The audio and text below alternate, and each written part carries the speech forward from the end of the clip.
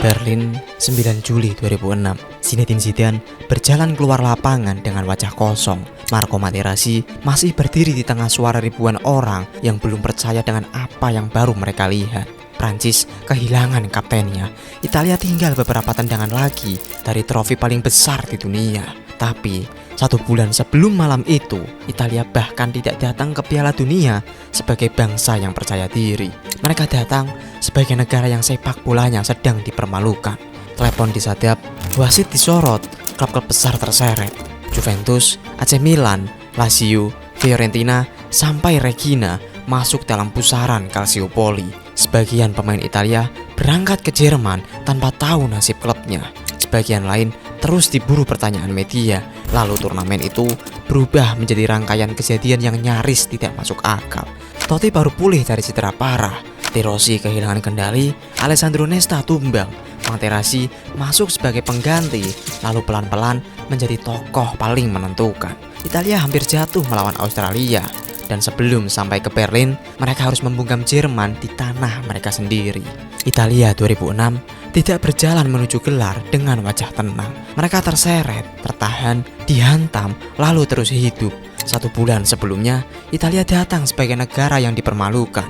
1 bulan kemudian, Italia memaksa semua orang menyebut mereka juara. Sebelum Italia datang ke Jerman dengan skandal besar di punggung mereka, tim ini sebenarnya sudah lebih dulu membawa luka. 4 tahun sebelumnya, pada 18 Juni 2002, Italia berdiri di Stadion Daejeon menghadapi Korea Selatan.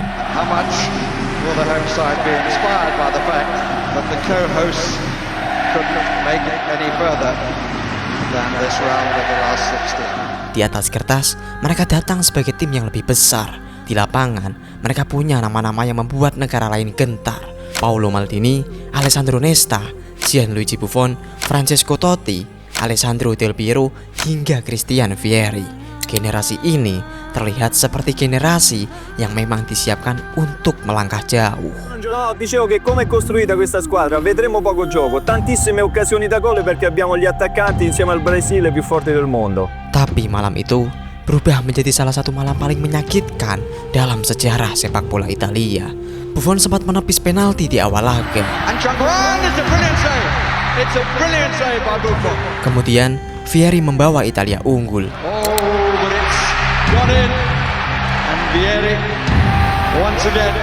Untuk beberapa saat, semuanya masih berada di jalur yang mereka inginkan. Lalu pertandingan mulai berubah rasa. Keputusan-keputusan wasit membuat Italia kehilangan kendali. Totti di kartu merah di babak tambahan. Gol Damiano Tommasi dianulir dan pada menit ke-117, An Jung Hwan menyundul bola ke gawang Italia.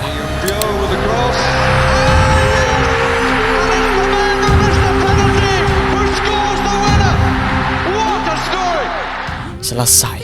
Bukan cuma tersingkir, Italia pulang dengan amarah, rasa tidak adil, dan perasaan bahwa generasi emas mereka baru saja dipatahkan dengan cara yang terlalu pahit untuk diterima. Allora, arbitro vergogna, Corea vergogna, mondiali scandalo, Italia eliminata con la truffa. Anche le tantissime proteste, migliaia che ci piovono da ogni dove, non solo in Italia ma anche dal mondo. Detto questo, è sottolineato che l'arbitraggio di Moreno è stato scandaloso, indecente, vergognoso. Possiamo sbizzarrirci nella ricerca dei sinonimi.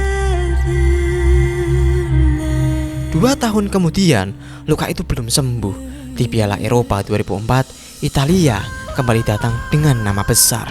Tapi sekali lagi, turnamen tidak berjalan seperti yang mereka bayangkan. Italia menang di laga terakhir melawan Bulgaria, tapi hasil imbang melawan Denmark dan Swedia membuat mereka tersingkir dari fase grup. Purtroppo non siamo riusciti a concretizzare tutte le palle che ci sono capitate. Questo forse l'unico rammarico, il rammarico di aver preso comunque un gol beffa all'85esimo. E uscire così non è che mi fa andare via col sorriso, anzi siamo usciti con 5 punti quando altre squadre sono qualificate con 4. Perché siamo difensivisti. La Svezia è arrivato quest'anno dopo un quarto d'ora, siamo un ce ne difende e gli abbiamo dato coraggio e siamo usciti fuori d'Europa come al solito, da Italia, no? Poi ci lamentiamo perché ci dicono stiamo catenaccio, fammi il catenaccio. Dalam 2 turnamen besar berturut-turut, Italia pulang lebih cepat dari yang seharusnya.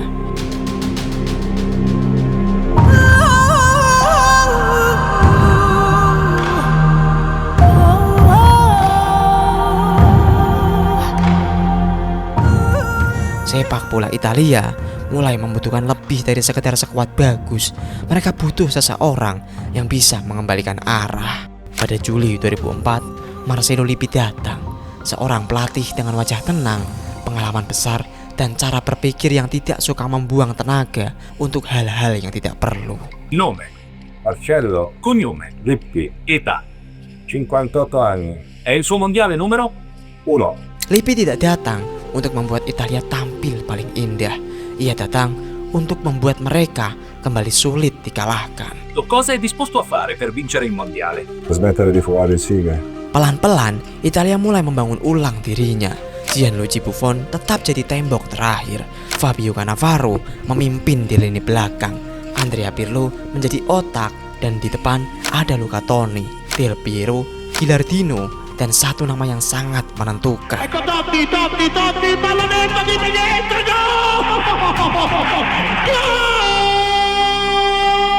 Totti bukan hanya pemain kreatif bagi Italia. Ia adalah pintu untuk membuka pertandingan yang terkunci. Ia bisa menemukan ruang saat tim lain hanya melihat kerumunan kaki. Dan karena itu, ketika bencana datang pada 19 Februari 2006, seluruh Italia ikut menahan nafas. Dalam laga Roma melawan Empoli, Totti mendapat tackle keras dari belakang. Ia jatuh, pergelangan kakinya patah, ligamennya rusak. Piala Dunia tinggal beberapa bulan lagi, dan pemain yang seharusnya menjadi jantung permainan Italia justru terbaring di meja operasi.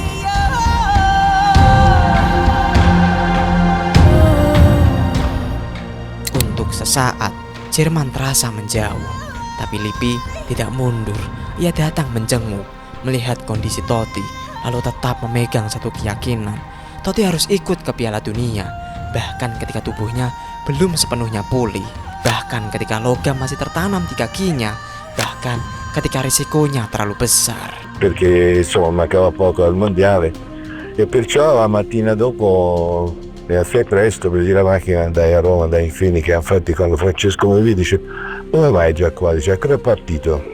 E io gli dissi: sono partito presto perché... E lui mi disse: mi dispiace, mi sta andando purtroppo. E dice: purtroppo che? Purtroppo che? Te guarisci, stai tranquillo, sereno, recupera, vedrai che te vieni al mondiale. Italia akhirnya berangkat ke Jerman dengan keadaan yang jauh dari sempurna.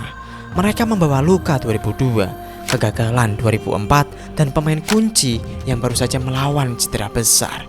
Mereka belum tahu semua itu baru permulaan, karena badai terbesar belum datang dari lawan manapun di lapangan. Badai itu datang dari rumah mereka sendiri.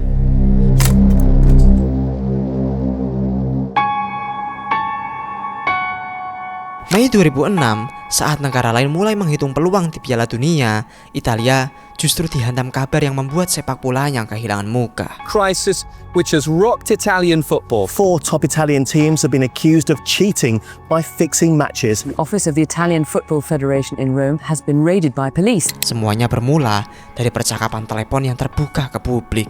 Nama pejabat klub, wasit, dan orang-orang penting di balik pertandingan mulai muncul dalam pemberitaan. Satu persatu, publik Italia mendengar sesuatu yang tidak ingin mereka dengar, bahwa liga yang selama ini mereka banggakan mungkin tidak sebersih yang mereka percaya. La Guardia di Finanza indaga sulla Federazione Italiana Gioco Calcio. Tra stasera e domani gli uomini delle Fiamme Gialle acquisiranno nella sede della Federcalcio notizie e documenti sul regolare svolgimento dei campionati. Troppi gli argomenti da affrontare, dagli interventi sui designatori per la formazione delle griglie arbitrali alle manovre per condizionare la giustizia sportiva, fino all'accusa di aver chiuso a chiave negli spogliatoi e minacciato verbalmente Gianluca Paparesta dopo la partita Regina-Juve. Serie A saat itu bukan liga kecil, itu panggung besar Eropa, tempat para bintang dunia bermain, tempat nama seperti Juventus, AC Milan, Inter Milan, AS Roma, Lazio, dan Fiorentina membuat akhir pekan terasa penting bagi jutaan orang.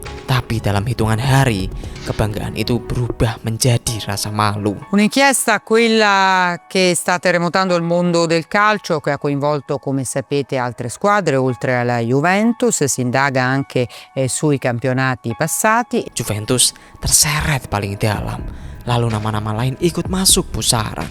AC Milan, Lazio, Fiorentina sampai Regina. Yang disorot bukan cuma hasil pertandingan, tapi bagaimana pertandingan itu dipimpin, siapa wasitnya, siapa yang memilihnya, dan siapa yang berbicara di balik layar. Ad esempio, in una telefonata del 3 dicembre 2004, Moggi e l'ex numero 2 della Federcalcio Mazzini valutavano strategie per annullare l'opposizione di Della Valle all'elezione di Galliani alla Lega Calcio. Dan ini bukan skandal kecil. Ini seperti seseorang membuka pintu belakang dari rumah besar sepak bola Italia, lalu dunia melihat sesuatu yang selama ini disembunyikan dari ruang tamu. E infatti in un'intercettazione successiva Della Valle telefona a Moggi. La sua Fiorentina è sull'orlo della B e dice: siamo sotto schiaffo con certa gente, più che prenderci un caffè cosa posso fare? E Moggi risponde: prendici un cappuccino. Masalahnya, badai itu datang di waktu paling buruk. Tim nasional Italia sedang bersiap pergi ke Jerman. Para pemain seharusnya memikirkan Ghana, Amerika Serikat, dan Republik Ceko. Mereka seharusnya menghafal skema, menjaga tubuh, dan membangun keyakinan. Tapi hari-hari mereka justru dipenuhi pertanyaan lain. Apa yang akan terjadi pada Juventus? Arriveranno quelli di Torino che lavorano su presunte falsificazioni dei bilanci della Juventus a proposito della compravendita di alcuni giocatori e su un giro di scommesse. Apa nasib pemain-pemain yang klubnya terlibat? Oggi a Perugia è stato ascoltato per 2 ore in procura Franco Carraro, l'ex presidente della Federcalcio. Carraro, che domani sarà sentito anche a Roma, oggi è stato ascoltato come persona informata dei fatti. L'inchiesta è quella sul crack del Perugia Calcio, società guidata da Luciano Gaucci. Apakah Serie A akan runtuh setelah Piala Dunia selesai? Dan apakah dunia masih bisa memandang Italia sebagai negara sepak bola yang terhormat? In procura a Brescia è stato ascoltato come persona informata dei fatti il presidente del Brescia Calcio, Corioni.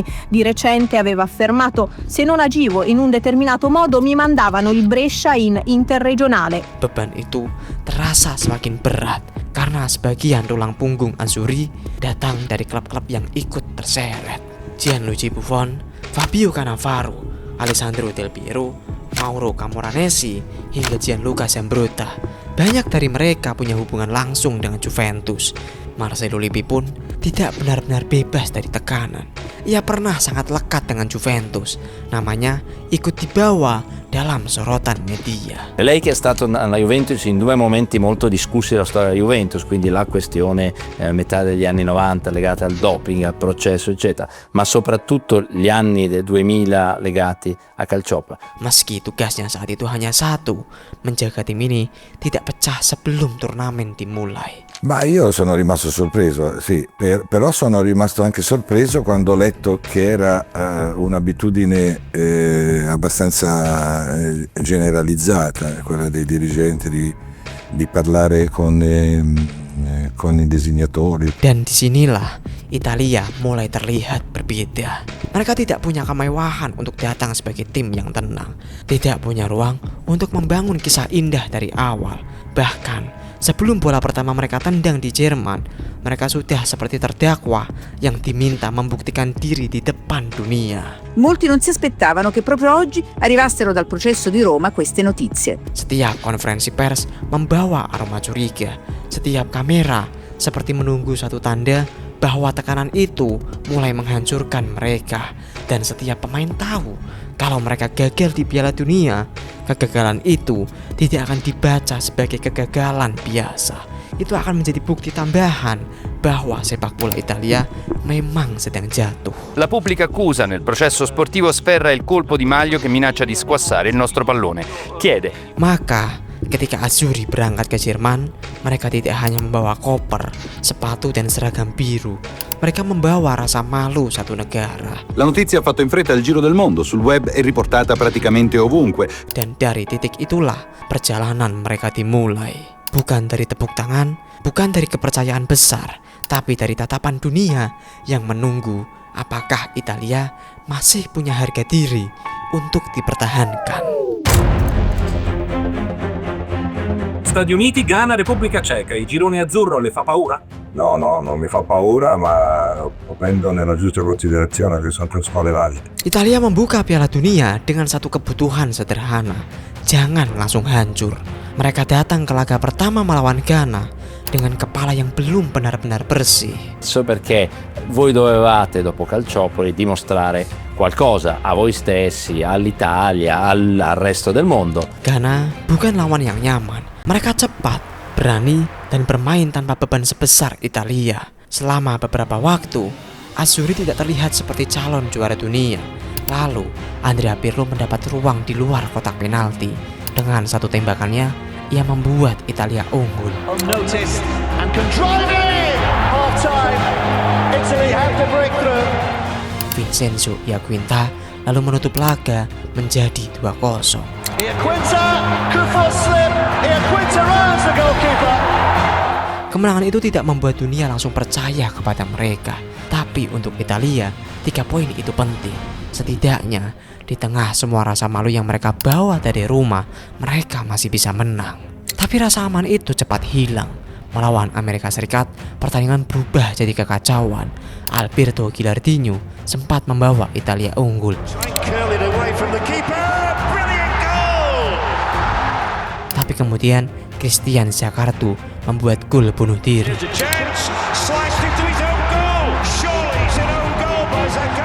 Skor menjadi 1-1 dan setelah itu laga mulai kehilangan bentuknya. Daniel De Rossi kehilangan kendali.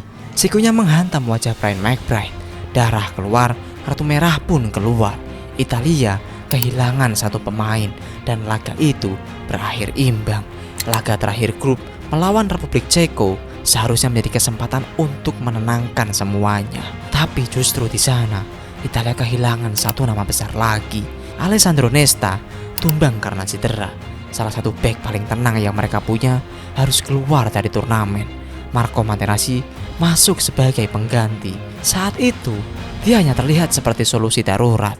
Tapi sepak bola sering menyimpan takdir di tempat yang tidak disangka. Materazzi bukan hanya menambah lubang, ia mencetak gol pembuka lewat sundulannya. Filippo Inzaghi kemudian menutup laga. Italia menang 2-0 dan lolos sebagai juara grup.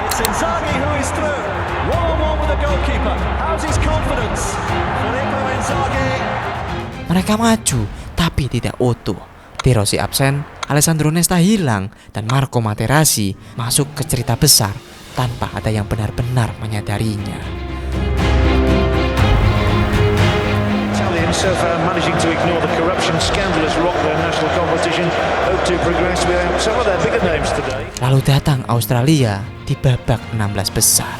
Di pinggir lapangan ada Gus Hiddink, pria yang 4 tahun sebelumnya berada di sisi Korea Selatan saat Italia pulang dari Piala Dunia 2002 dengan luka yang belum sembuh. Dan kini bayangan lama itu berdiri lagi di depan mereka. Pertandingan berjalan berat. Italia kesulitan membongkar Australia, lalu keadaan memburuk ketika Materazzi di kartu merah.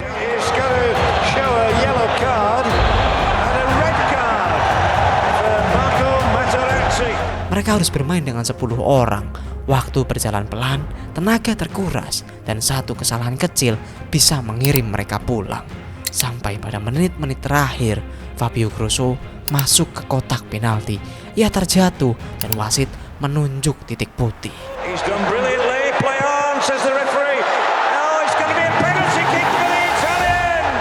Dalam beberapa detik, semua mata tertuju pada Francesco Totti. 4 tahun sebelumnya, Totti meninggalkan Piala Dunia dengan kartu merah. Beberapa bulan sebelum turnamen ini, kakinya patah. Sekarang, dengan tubuh yang belum sepenuhnya pulih, dia berdiri di depan bola untuk menyelamatkan Italia. Australia were fantastic, not just throughout the tournament, but I thought they were fantastic tonight. Probably the only thing that they didn't do was force Buffon into making enough saves. Tidak semua orang memuji cara Italia untuk menang, tapi setiap kali turnamen mencoba menghabisi mereka, Italia selalu menemukan cara untuk bertahan 1 hari lagi. Forza Italia!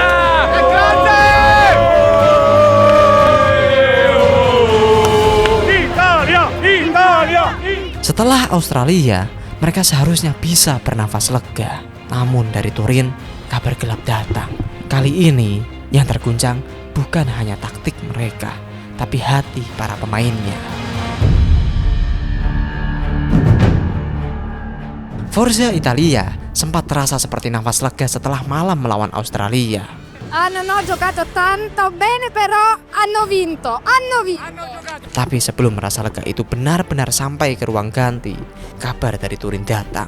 Gianluca Pessotto, mantan pemain Juventus yang baru bekerja di manajemen klub, jatuh dari gedung kantor Juventus. Senta, lei conosce Gianluca Pessotto? Sa che oggi c'è stato questo orribile incidente? Kabar itu menghantam pemain-pemain Italia dengan cara yang jauh lebih pribadi. Mereka tidak hanya mendengar berita tentang seseorang dari dunia sepak bola, mereka mendengar kabar dari rumah sendiri. Dai, Maurizio. No, non devo informare. È caduto dalla finestra della sede della Juventus. Ma l'abbiamo visto qui 2 giorni fa, signori. Scusate, ma vado via. Calciopoli belum selesai, Juventus masih disorot, dan sekarang di tengah Piala Dunia, krisis itu terasa lebih dekat dari sebelumnya. Un baratro nella mente di un uomo. La mattina del 27 giugno del 2006, Gianluca Pessotto, uno dei giocatori più amati del calcio italiano, sale sul tetto della sede della Juventus in corso Galileo Ferraris a Torino e si lascia cadere nel vuoto. Italia tidak punya waktu lama untuk diam. Perempat final sudah menunggu. Ukraina berdiri di depan mereka bersama Andriy Shevchenko dan harapan besar untuk terus melaju. Tapi malam itu, Italia tampil dengan wajah berbeda. Mereka tidak lagi terlihat seperti tim yang mencoba bertahan hidup. Zambrotta mencetak gol cepat.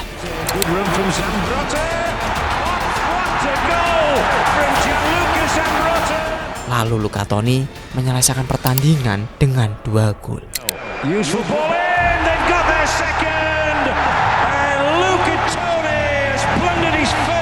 Untuk pertama kalinya, Italia menang tanpa harus hidup dari menit terakhir. Di lapangan, mereka mulai terlihat tenang. Tapi di rumah, Calciopoli justru semakin memanas. Sidang berjalan, nama-nama besar terus dibicarakan. Sepak bola Italia seperti punya 2 arena dalam waktu yang sama. Di Jerman, Gli Azzurri semakin dekat ke final. Tapi di Italia, klub-klub besar mereka makin dekat ke hukuman. Queste sono quelle che sono al vaglio dei giudici della giustizia sportiva e forse in qualche caso anche della giustizia ordinaria. Lalu datang 4 Juli 2006. Di hari ketika Italia bersiap menghadapi Jerman di semifinal, kabar dari ruang sidang kembali menghantam. Tuntutan hukuman berat mulai terdengar. Juventus bahkan terancam jatuh jauh dari Serie A. Che se la Juventus dovesse finire in Serie B. E per sapere naturalmente in che serie giocherà la Juventus dovrà attendere la fine delle inchieste. Bayangkan tekanannya. Di luar lapangan, masa depan klub mereka dipertaruhkan. Di dalam lapangan, Jerman menunggu sebagai tuan rumah. Next stop Berlin for Italy and Germany. It's a repeat of the 1970 World Cup semi-final won by the 90 menit Italians. berjalan tanpa gol, lalu perpanjangan waktu datang.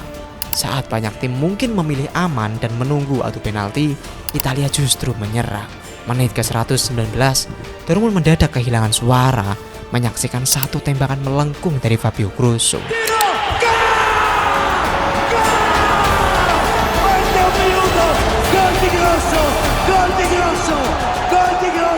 Jerman belum sempat pulih ketika Cannavaro merebut bola. Serangan balik berjalan cepat dan Alessandro Del Piero menyelesaikannya di menit ke-120.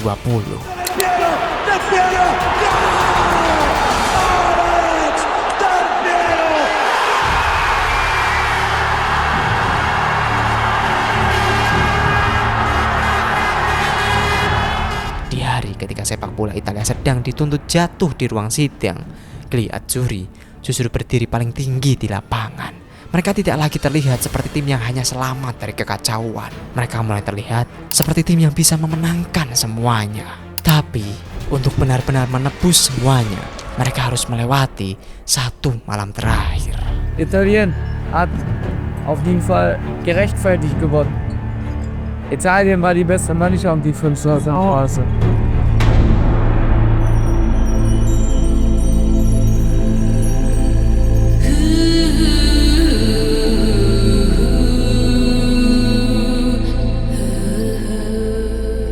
Berlin menunggu mereka dengan cerita yang terlalu besar untuk berjalan biasa.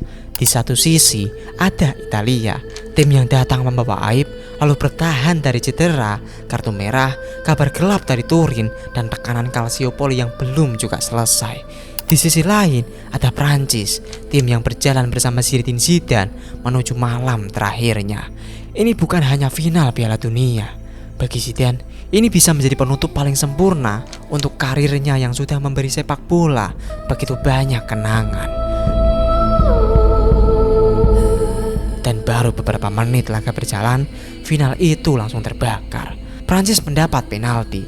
Zidane maju menghadapi Buffon, lalu dengan keberanian yang dingin, ia mencungkil bola atau tendangan yang kita sebut dengan panenka. C'est parti, la panenka! Est-ce qu'elle est dedans? Elle est pas dedans. Oui, elle est dedans. Oui, elle est dedans. Oui, elle est dedans. Untuk sesaat, malam itu seperti sedang ditulis untuk Zidane. Tapi Italia tidak datang sejauh ini untuk menjadi latar belakang perpisahan orang lain. Menit ke-19, tendangan sudut datang. Marco Materazzi, pemain yang masuk ke cerita ini karena Nesta cedera, kini menyundul bola ke gawang Prancis.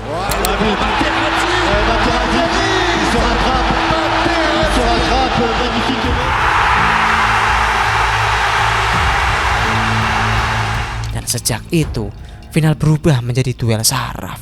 Prancis terus mencari celah, tapi Italia tidak memberi jalan dengan mudah, dan kedua kubu paham menyerah di Berlin bukan sebuah pilihan. Sampai waktu normal selesai, belum ada yang cukup kuat untuk mengakhiri cerita. Perpanjangan waktu pun dimulai, tubuh mulai lelah, pikiran mulai panas, dan di tengah tekanan itu, takdir memilih adegan yang tidak pernah dilupakan dunia. Zinedine. Oh Zinedine. Pas ça. Zinedine.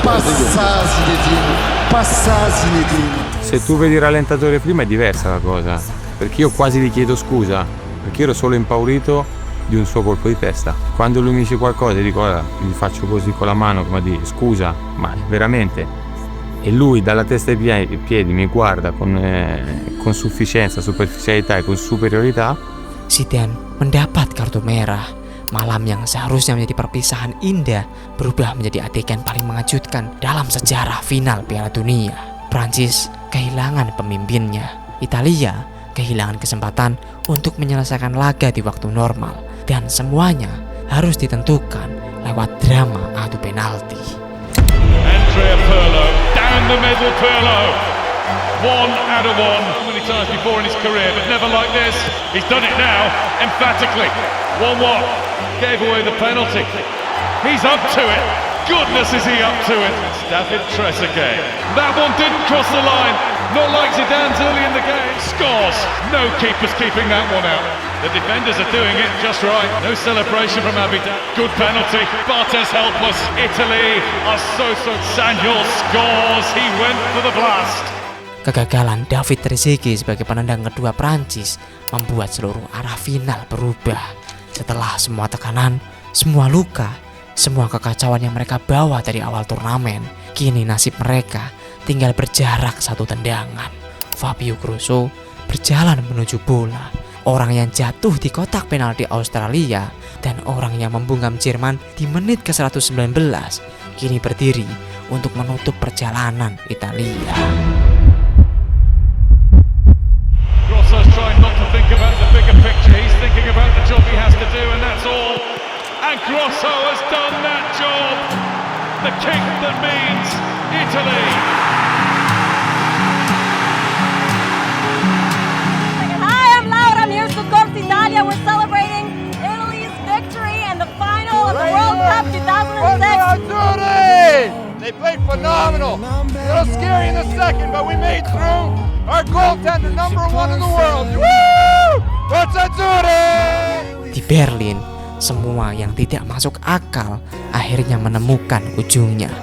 Tim yang datang dengan aib yang hampir pecah berkali-kali, yang diburu skandal dari rumah sendiri, berdiri di panggung paling tinggi. L'apoteoso, quasi indescrivibile quello che è successo. Sono momenti che ricorderai per sempre. E ancora mi emoziono quando vedo quelle immagini. Mereka melewati semuanya. tidak selalu indah, tidak selalu bersih dari perdebatan, tapi mereka terus hidup sampai akhirnya berdiri di Berlin sebagai juara dunia. Il mondo considerava 4-5 squadre le favorite per il campionato del mondo e noi non eravamo tra queste. No, una speranza c'era. Dan mungkin itulah yang membuat kisah ini tetap kuat sampai hari ini. Italia 2006 bukan cuma cerita tentang tim yang sempurna.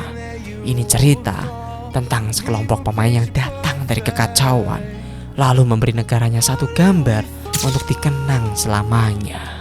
Grazie a questi fantastici giocatori, ha un carattere, una grinta, una voglia, un cuore, tutto.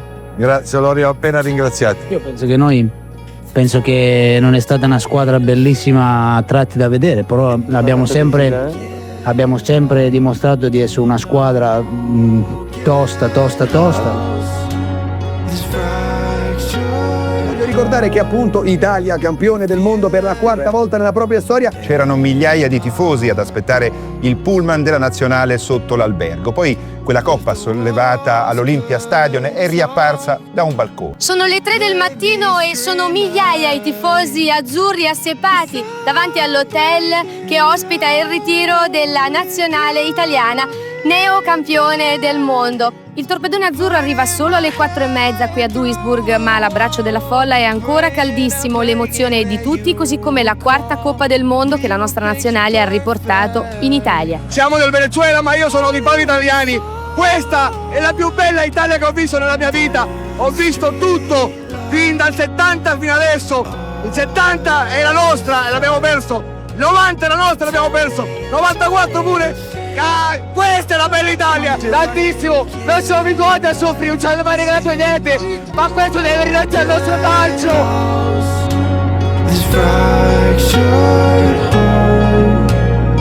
Feel it in my